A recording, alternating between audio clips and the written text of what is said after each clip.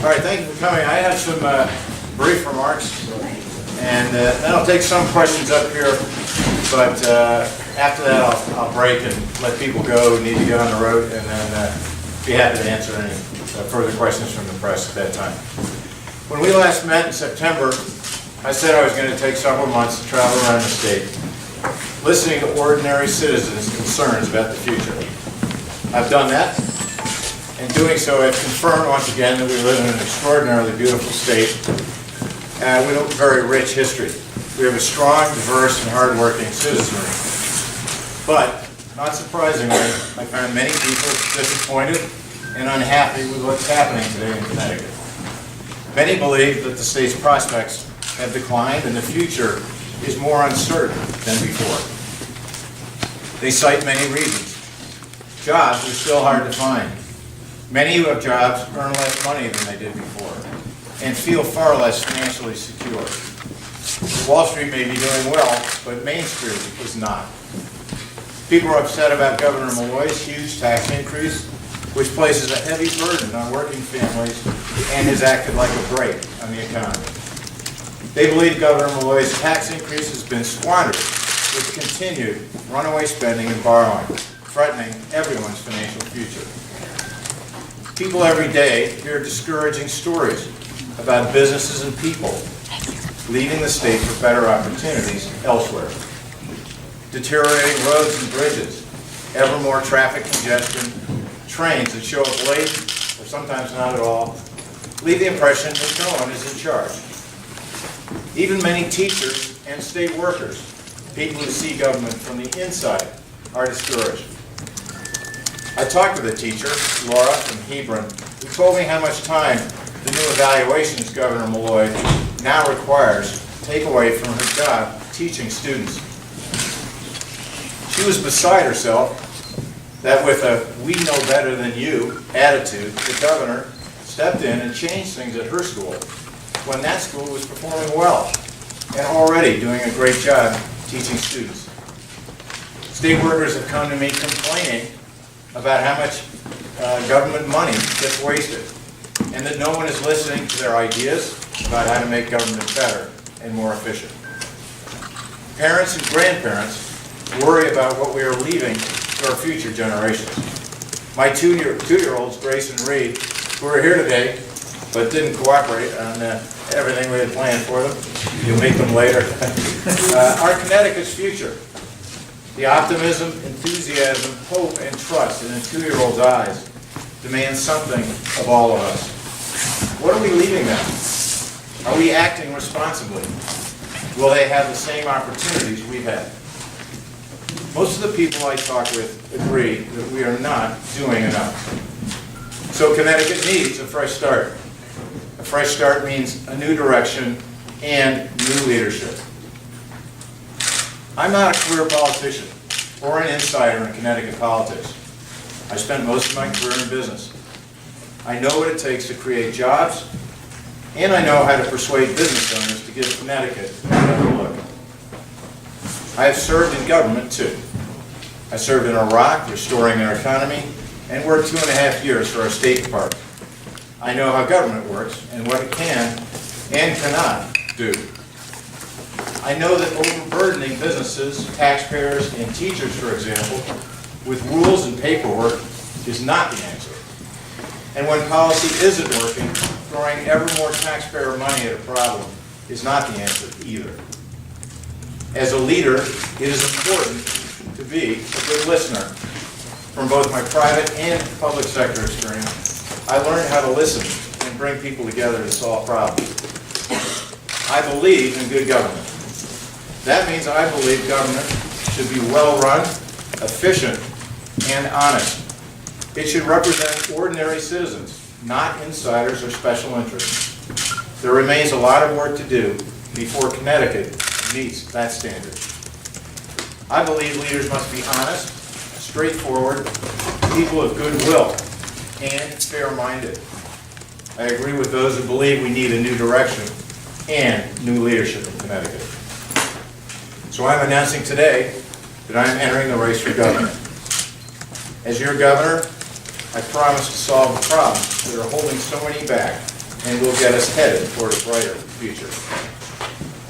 Helping me run, and my biggest asset, is my wonderful wife, Leslie, who many of you have met. She is a brilliant attorney and a spectacular mom. She, too, believes Connecticut needs a new direction. She will make a great campaign partner and a great First Lady of Connecticut. Can you just stand up for a second and say hi?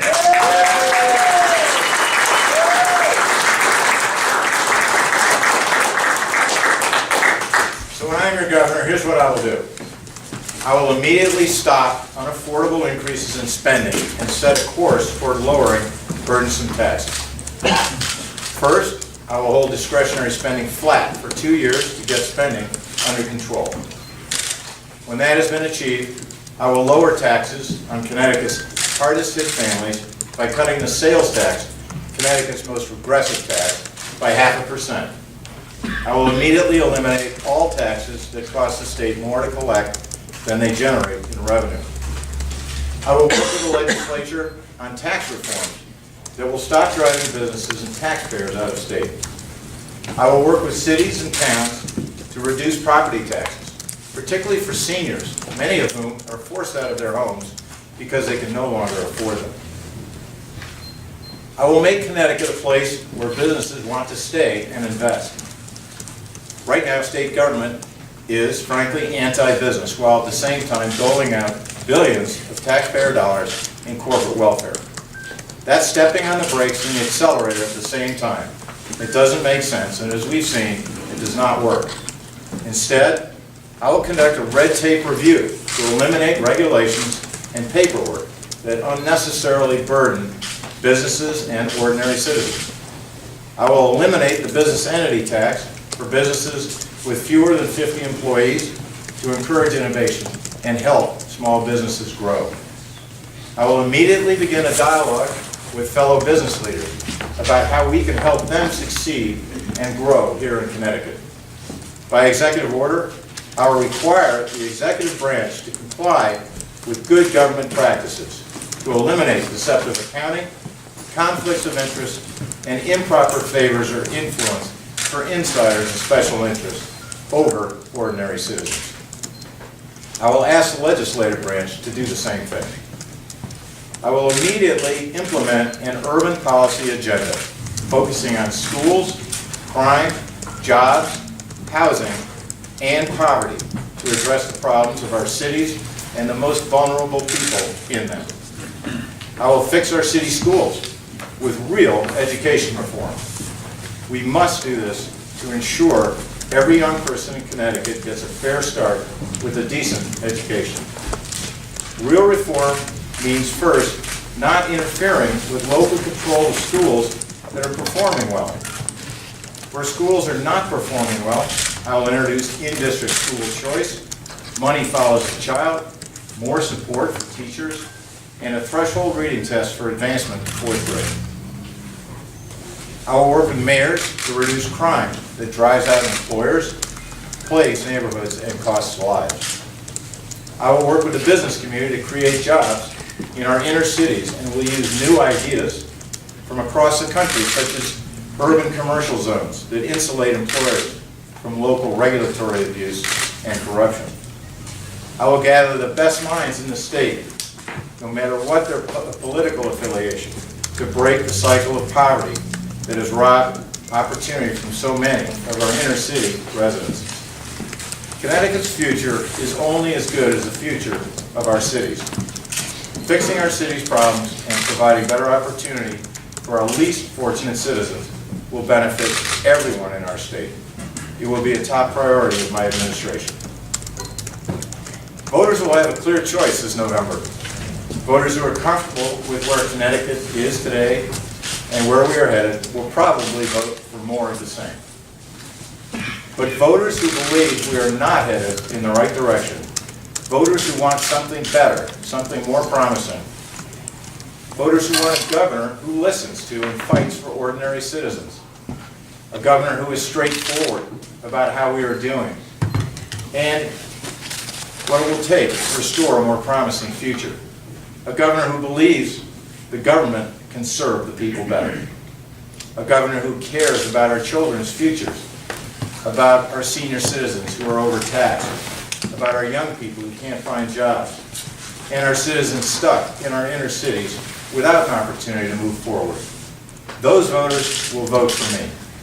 When they do, less than 10 months from now, Connecticut will have a new governor and be headed in a new direction with a new tone and renewed decency. I'm ready for that challenge and ready to lead Connecticut toward the brighter future its citizens deserve. Thank you.